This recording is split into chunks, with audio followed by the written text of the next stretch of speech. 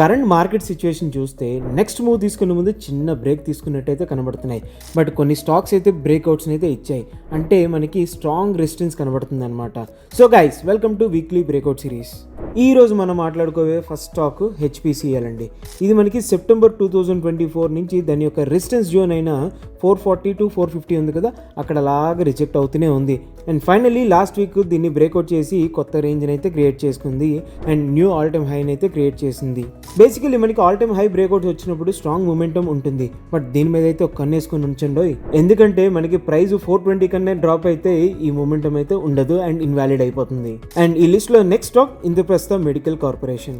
జనవరి 2025 నుంచి ఈ స్టాక్ చూసుకుంటే మనకి వాలటాలిటీ కాంట్రాక్షన్ ప్యాటర్న్ లో కన్సాలిడేట్ అవుతూ ఉంది. చాలా మంత్స్ టైట్ మూమెంటం తర్వాత ఫైనల్లీ దీని యొక్క రెసిస్టెన్స్ లెవెల్ అయితే బ్రేక్ చేసి ఆల్ టైమ్ హై అయితే క్రియేట్ చేసింది. బట్ ఈ ట్రెండ్ మనకి వ్యాలిడ్ అవ్వాలంటే ఈ ప్రైస్ అనేది 475 కన్నా ఎక్కువ మెయింటైన్ అయితే ఉండాలి. అండ్ ఈ లిస్ట్ లో ఫైనల్ స్టాక్ ఎంఆర్ఎఫ్. ఈ స్టాక్ చూసుకుంటే మనకి ఫిబ్రవరి 2024 నుంచి అలాగా కన్సాలిడేట్ అవుతూ 151,000 మధ్య జోన్ లోనైతే ఉందన్నమాట.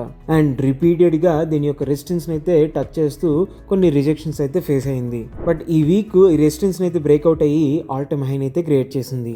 బట్ ఇది మనకి మెయింటైన్ అవ్వాలంటే ఈ ప్రైస్ 140,000 కన్నా తగ్గకుండా ఉండాలి, లేదంటే ఇన్వాలిడ్ అయిపోతుంది. సో ఈ వీక్ మీరు ఏ సెక్టర్ అండ్ ఏ స్టాక్ మీద ఫోకస్ చేస్తున్నారు కింద మా కామెంట్స్లో చెప్పండి. అలాగే ఈ వీడియోని మీ ఫ్రెండ్స్ అండ్ ఫ్యామిలీతో షేర్ చేసేయండి.